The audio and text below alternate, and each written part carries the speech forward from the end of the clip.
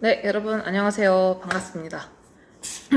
오늘의 준비물은 교과서, 접시 또는 팔레트, 붓, 먹물, 물통, 화선지, 물감 등이 있습니다.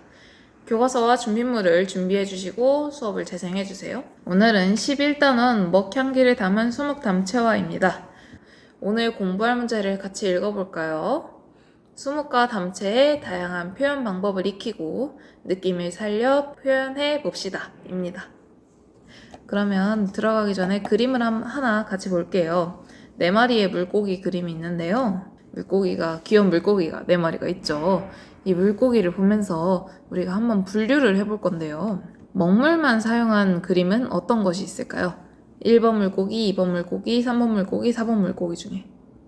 네, 그렇죠. 요 물고기들, 1, 2번 물고기들이 먹으로만 표현된 물고기들입니다. 그러면 먹과 물감을 같이 활용한 것은 무엇일까요? 네, 맞아요. 3번 물고기와 4번 물고기가 먹과 물감을 같이 활용한 물고기입니다. 또 다음 문제입니다. 외곽선을 그려서 표현한 물고기는 어떤 것이 있을까요?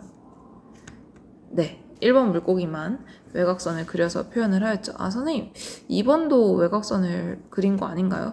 라고 생각할 수도 있는데요. 약간의 그렇게 생각할 수 있는 것도 있을 것 같아요.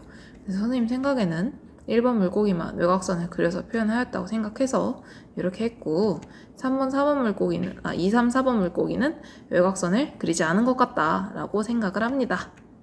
그래서 오늘 공부할 것은 수묵화와 수묵담채화에 대해서 공부를 해볼 겁니다. 수묵화는 먹의 농담을 활용하여 화선지나 한지에 표현한 그림이에요. 그러니까 먹의 농담은 연한 먹과 진한 먹이 있는 거죠. 물을 타서 연한 먹과 진한 먹을 사용을 한 그림들을 수묵화라고 이야기합니다. 대표적인 작품은 정선 작가의 인왕제색도입니다.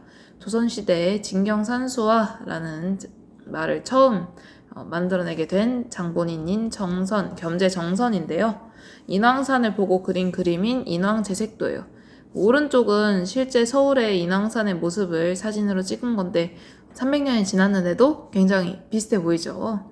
네, 정선이 실제로 보고 그려서 만든 그림입니다. 그리고 수묵담채화는 먹으로 그리고 얇게 칠한 그림이에요. 그 수묵담채화와 수묵채색화라는 게 또 따로 있는데 수묵채색화와의 차이점은 수묵채색화는 물감도 많이 타서 그림을 그리는 반면에 수묵담채화는 진짜 먹물이 주 재료이고 물감은 거기에 약간만 들어가는 게 수묵담채화입니다. 그래서 아까와 같은 작가 정선 작가의 금강전도라는 그림입니다. 금강산을 구경을 하고 실제 금강산을 보면서 그린 그림이다 라고 이야기를 하네요. 선생님 여기 어디가 채색됐나요? 그냥 검은 그림 아닌가요? 라고 생각할 수도 있지만 확대를 해서 보면은 이렇게 부분적으로 물감이 들어가 있는 것을 보실 수 있으십니다. 네, 그래서 오늘 활동할 것은요, 수묵담채로 동물을 그릴 거예요. 그 전에 수묵화가 사실 좀 어렵습니다. 선생님도 그림을 열심히 그려봤는데 어렵더라고요. 여러분들도 연습을 조금 하셔야 되는 그림의 종류가 수묵화가 아닐까 생각해요.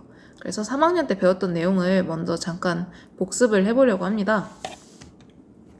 먹의 양을 조절할 때는 접시의 모서리를, 이게 선생님 쓰던 접시인데 접시의 모서리를 붓으로 훑으면서 조절을 할 수도 있고 아니면은 이런 물통을 사용을 하잖아요. 물통에다가 이렇게 부드럽게 닦아내 가면서 먹물의 양을 조절을 할 수 있어요. 그리고 삽목을 만드는 법인데요. 이렇게 만드니까 조금 어렵더라고요. 그래서 적당히 먹을 찍은 다음에 그걸 물에다가 닦아가면서 표현을 하는 게 좋을 것 같아요. 그래서 물통도 큰 물통을 쓰는 게 좋고 큰 물통이 없다면 필요할 때마다 물을 갈아가면서 활동을 하시면 좋을 것 같아요. 연한 먹, 중간 먹, 진한 먹을 사용하는 게 사실 제일 좋지만 또 큰 종이를 안 쓰고 이 정도 작은 종이를 사용을 하면은 그것도 조금 쉽진 않은 것 같아요. 그래서 여러분들이 연습도 많이 하되 원래 이 수묵화가 쉽지는 않다라는 것도 같이 기억을 해주셨으면 좋겠습니다. 열심히 표현을 하고 있다면 잘 하고 있는 거예요. 네. 그리고 붓을 사용할 때는 영상으로 보여주는 게 낫겠죠?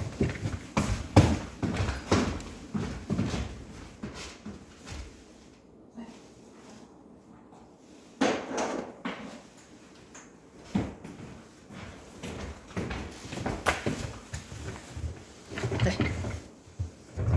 선생님이 지금 실습 영상에서 사용할 한국화 붓인데요.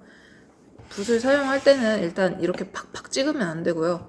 조금 처음에 부드럽게 풀고, 대신에 붓이 딱딱하면은 이렇게 흔든다고 풀리지가 않거든요. 특히 새로 산 붓은 처음에 붓의 모양을 유지하라고 풀이 먹여져 있거든요. 딱딱해요, 굉장히. 그래서 그럴 때는 약간 물을 묻힌 다음에 이렇게 만져가지고 붓을 먼저 부드럽게 만들어야 돼요. 지금은 붓이 모양이 굉장히 부드럽죠.